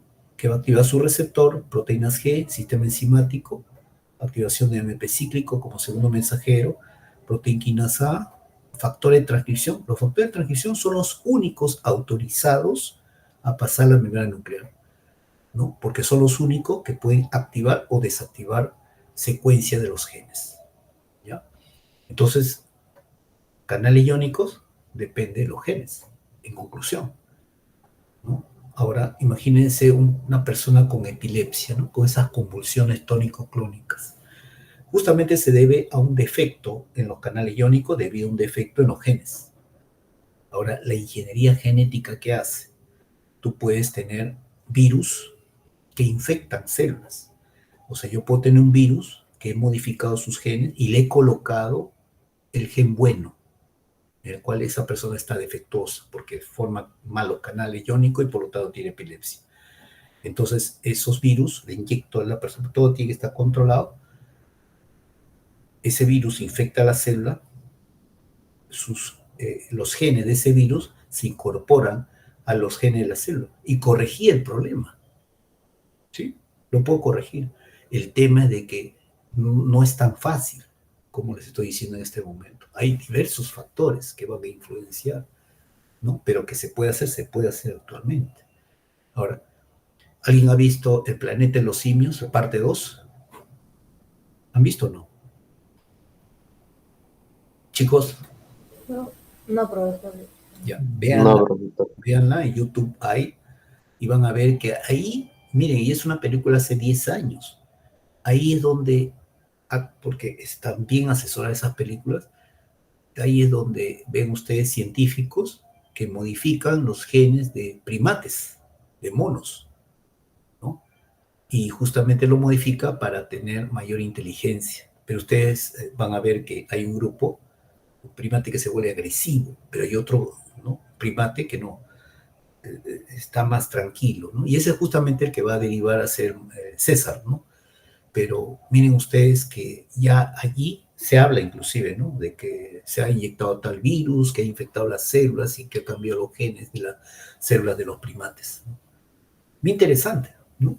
Muy interesante. Hay películas muy bien elaboradas que eran justamente el reflejo de lo que iban a pasar justamente ya en estos años. Y actualmente se puede cambiar los genes, nuestros genes, pero tiene que estar totalmente regulado, porque también si fallas, puedes generar malformaciones en las personas, ¿no?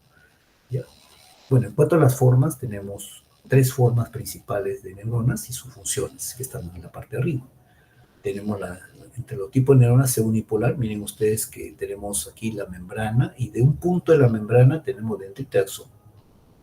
¿Cuál es su función? Ser neuronas sensoriales o sensitivas o aferentes. Como también la neurona bipolar, ¿no? Que por ambos extremos de la membrana tenemos dendrita de axón. Igual, su función es ser neuronas sensoriales o sensitivas o aferentes. Vamos por otro extremo. Miren, por diferentes puntos de la membrana tenemos dendrita y axón multipolar, ¿no? Y su función ser neuronas eferentes o motoras. Y entre los dos, las interneuronas, que son neuronas multipolares. Algunas pueden ser anaxónicas, pero estas interneuronas pueden cumplir una función de conectar las neuronas sensoriales o aferentes con neuronas motoras o eferentes. Pero también hay interneuronas que son inhibidoras y excitadoras, ¿ya? Miren, les estoy mostrando solamente 12 formas o tipos de neuronas. Hay más todavía. Y eso, como les digo, depende de los estímulos que uno reciba, ¿ya? Células gliales. Tenemos el oligodendrocito, que justamente da la vaina-mielina al axón, ¿no? Forma la vaina-mielina. El astrocito, que ha sido el más estudiado, no solamente forma la barrera hematoencefálica, sino también segrega factores neurotróficos y también recapta potasio y neurotransmisor. Ya lo vamos a ver en acción cuando vemos la sinapsis. La microglía, que es la célula de la defensa, es la única que deriva del mesodermo. Todas las demás, hasta la neurona, derivan del ectodermo. Y esta microglía, aparte de la defensa de la neurona, barre los radicales libres. Son por eso llamados scavengers. Luego tenemos la célula ependimaria, que recubre todas los ventrículos, tanto los laterales como el tercero, como el cuarto ventrículo, donde está el líquido cefalorraquídeo, y van a formar una serie de compartimientos, pero sobre todo son fuente de células neurales troncales. O sea, esta célula ependimaria, bajo ciertas condiciones, se puede convertir en un neuroblasto, o sea, una neurona joven, ¿no? Y en el sistema nervioso periférico tenemos la célula de Schwann que también, ¿no?, forma o secreta factores neurotróficos y también forma la vaina mielina, ¿no? Y aquí tenemos la barrera hematoencefálica. Esta es una prolongación del astrocito. Estas son las membranas de la célula endotelial. Y ahí tenemos la barrera hematoencefálica, que es un filtro por donde pasan nutrientes para la neurona. Y la neurogénesis. La neurogénesis, antes, hasta hace más de 50 años, se pensaba que en el cerebro del adulto no había formación de nuevas neuronas. Todo esto se ha desechado hace 30 años, ¿no? Y esto estudiando el cerebro de la rata, ¿no? Entonces, ¿dónde se forman nuevas neuronas? Hay dos sitios en particular, sobre todo me estoy refiriendo al cerebro del adulto. Hay una circunvolución que está al costado del hipocampo, se llama la circunvolución dentada. Ahí se forman nuevas neuronas, neuroblastos, en unas zonas especiales llamadas nichos de precursores neurales. Y también hay nichos de precursores neurales en las paredes de los ventrículos laterales, ¿no? Entonces, ¿por qué en esos dos sitios nada más? Porque la circunvolución dentada, como está cerca del hipocampo, esos neuroblastos van a migrar. Son pocos milímetros, pero migran, ¿para qué? Para reemplazar las neuronas que se mueren del hipocampo. Recuerden que el hipocampo tiene que ver con el aprendizaje y la memoria, sobre todo la memoria a corto plazo. En este momento estamos haciendo memoria a corto plazo, ¿no? Entonces nuestro hipocampo ahorita está bien, bien activo, y por esa actividad se van muriendo esas neuronas. ¿Y quién nos reemplaza? ¿No? Los neuroblastos que vienen de la circulación dentada, ¿no? En cambio, los neuroblastos que vienen de la pared de los ventrículos laterales migran, tienen que migrar. Aquí hay también migración, pero aquí estos migran más, su ruta es más larga, porque tienen que llegar hasta el bulbo olfatorio, y del bulbo olfatorio descienden a la mucosa olfatoria. Es decir, los neuroblastos que vienen de los ventrículos laterales tienen que llegar a la mucosa olfatoria, ¿no? ¿Por qué motivo? Porque nuestra mucosa olfatoria está formada por neuronas sensoriales. Son muy lábiles, son muy delicadas. Ya del momento que tú estás saliendo a la calle, estás respirando el humo de los carros, ya estás matando las neuronas de tu mucosa olfatoria, ¿no? Entonces rápidamente es reemplazada por estas células que vienen desde las paredes de los ventrículos laterales. Si no tuviéramos este flujo o esta migración de estas neuronas, ya no podríamos respirar. O sea, no es que no respiremos, sino que no podríamos, digamos, captar el olor, ¿no? Y ustedes saben que el olor es fundamental cuando comemos algo que nos gusta, ¿no? Porque el gusto, el reconocimiento de los sabores, no es solamente que se activan la papila gustativa, sino también la parte olfativa, ¿no? Sino cuando alguien ha estado resfriado, estaba bien congestionado la nariz y comían lo que más les gusta, no lo sentían bien, porque no percibían bien esos estímulos, no lo percibían bien, ¿no? Por eso es importante, ¿ya? Entonces, específicamente, ¿dónde se produce la neurogénesis? En la zona subventricular del ventrículo lateral, ¿no? Y la zona subgranular de la circunvolución dentada. Y como le digo, todo esto fue descubierto en la rata, ¿no? Y bueno, esa neurogénesis, por ejemplo, es regulada fisiológicamente. ¿Cómo lo regulo fisiológicamente? Actividad física, actividad intelectual. Patológicamente también, ¿no? Por ejemplo, cuando tú tienes traumatismo encefalocraneano y no está bien regulada tu neurogénesis, esas neuronas que se generan por el traumatismo se pueden interconectar mal y pueden originarte síndromes convulsivos, ¿no? Pasemos entonces ahora al oligodendrocito dando la vaina mielina al axón, ¿no? Aquí vengo el axón, ¿no? Que también es importante porque en la membrana del axón se produce la transmisión del impulso nervioso, ¿no? Es una estructura membranosa, regular, periódica, porque la membrana mielina no es a lo largo de todo el axón en forma continua, no, son por parches. Y en las zonas donde no hay vaina mielina se llama nudo de Rambier, ¿no? Que ya vamos a ver cuál es su importancia, ¿no? Conducción saltatoria, por favor, ni lo miren, porque esto no es real, no es real. Esto fue un concepto hace tiempo, pero lamentablemente los libros todavía siguen apareciendo, ¿no? Ahora, hay enfermedades que atacan nuestra vaina mielina. Cuando atacan nuestro sistema nervioso central, la vaina mielina, el sistema nervioso central, es decir, del encéfalo con la médula, nuestro propio sistema inmunológico se llama esclerosis múltiple. Y esto es una enfermedad grave. En cambio, cuando ataca la vaina mielina, el sistema nervioso periférico, se llama síndrome de Guillain-Barré. Nuestro propio sistema inmunológico, imagínense, ¿no? Bueno, en la rata justamente ha sido un animal más estudiado respecto al sistema nervioso, ¿no? Y todo lo que sucede en la rata lo han proyectado hacia el ser humano. Pero actualmente con la técnica de imágenes, ¿no? Resonancia magnética, tomografía por emisión de positrones, magnetoencefalografía, o digamos, diferentes tipos de técnica de imágenes, ahora lo están haciendo en seres humanos vivos, ¿no? Antes se hacía incluso en el muerto nada más, ¿no? Personas muertas, ahora no, se hace en seres vivos. Bueno, la cosa es que la mielinización es un proceso importante porque permite, como les he dicho, que el impulso nervioso viaje a mayor velocidad y es importante la velocidad de procesamiento de todas las actividades intelectuales, ¿no? Por ejemplo, en el hombre y mujer, el proceso de mielinización abarca desde la 25ª semana de gestación, o sea, desde el tercer trimestre del embarazo hasta los 20 años. Entonces ustedes ya se explicarán por qué, ¿no? Yo sé que ustedes son jóvenes, pero muchos de los chicos son muy impulsivos, justamente porque la última zona del cerebro que se mieliniza es justamente el área prefrontal dorsal, donde está el control de los impulsos, ¿no? Y eso está comprobado, de que no se mieliniza todo el cerebro hasta los 20 años de edad. Bueno, la composición de mielina es mayormente lípidos, 79%, y esta es la composición. No lo vamos a encontrar en ninguna otra parte de este tipo de composición lipídica. Y ahí vemos un axón, ¿no? Que tiene varias capas de mielina, varias, así bien ordenaditas son.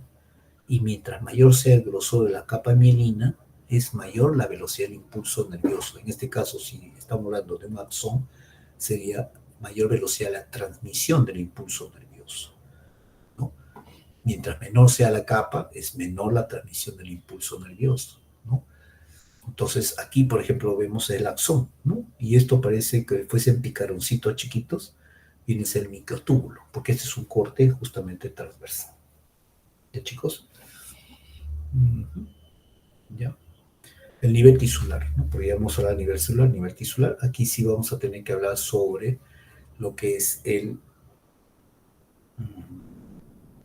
la sinapsis, ¿no?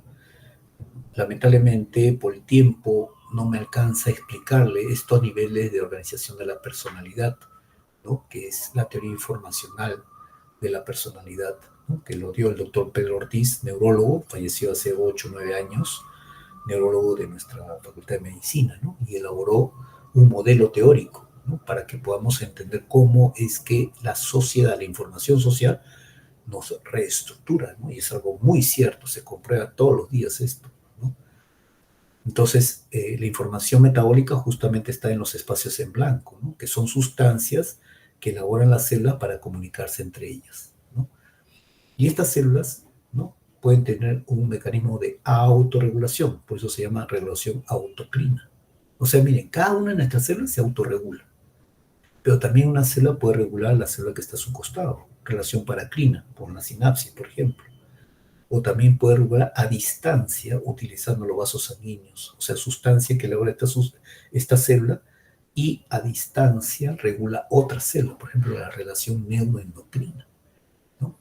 Y por eso, por ejemplo, el hipotálamo, ¿no? Es una estructura que a través de los factores hipotalámicos va a regular a los factores o a las hormonas hipofisiarias. Y recuerden, las hormonas hipofisiarias, a través de sus hormonas, ¿no? Tróficas, van a regular el funcionamiento de las glándulas endocrinas. Y estas glándulas endocrinas van a elaborar sus hormonas. Pero cuando exceden un límite determinado, ese exceso de hormonas van a autorregular a través de receptores las células digamos, de las hormonas hipofisiarias que lo generó, como también van a regular a las neuronas hipotalámicas de los factores hipotalámicos que lo generó. y a nivel cortical inclusive, ¿no? Y eso no solamente el sistema nervioso controla al sistema, en este caso endocrino, sino también al sistema inmunológico. ¿A través de quién? Del sistema simpático. Esta es la cadena simpática. Y se ha visto que en los órganos linfáticos hay terminales de la cadena simpática, ¿no? Por eso es que las personas que practican deporte tienen un buen sistema inmunológico. Está comprobado, por ejemplo, cuando todavía no había vacuna contra la COVID-19, que los deportistas, cuando se infectaban de COVID-19, tenían 8%, no, sí, tenían un alto porcentaje, ¿no?, de que no entraban a la unidad de cuidados intensivos, justamente porque practicaban deporte, estaba bien activo su sistema simpático y en suma a su sistema inmunológico, ¿no? Por eso la actividad física, donde ustedes vayan y vean, es positiva. No solamente te promueve la actividad física, la supervivencia neuronal, la sinaptogénesis, ¿no?, la diferenciación neuronal, sino también tu sistema inmunológico. Aparte, la actividad física promueve que tus huesos se osifiquen, promueve a que tus músculos se potencien, a que tu sistema cardiovascular mejore, tenga mejor performance, tu sistema respiratorio, su sistema, todo te ayuda. Pero miren ustedes, una persona que no practica actividad física comienza a engordar. Peor aún si está en la cama de una persona enferma, ya le viene la osteoporosis, ya le vienen los problemas, neumonías, infecciones urinarias, etc. Porque no practican actividad física. Y la actividad física viene desde que uno camina. Y el caminar es mínimo 1 hora al día. 1 hora al día. Con eso has estimulado tu sistema, ¿no?, inmunológico. Y todos los sistemas. O sea, por donde ustedes vean. Y si ustedes tienen algún familiar que tiene un problema físico, como para caminar, una lesión esguince, una fractura, traten en lo posible de que se cure de la lesión que tiene primaria y comience a caminar cuanto antes mejor. ¿Ya, chicos? Hasta acá nos quedamos entonces. ¿Cuándo tenemos clase? El próximo jueves, doctor. Ya, correcto. Entonces nos estamos viendo, chicos, ¿ya? Me escriben entonces si quieren tener los artículos. Sí, pero yo se lo escribí para que me mande los artículos, por favor. Muy bien. Gracias. Muchas gracias. Nos vemos. Chau. Chau, chau. Gracias, profesor.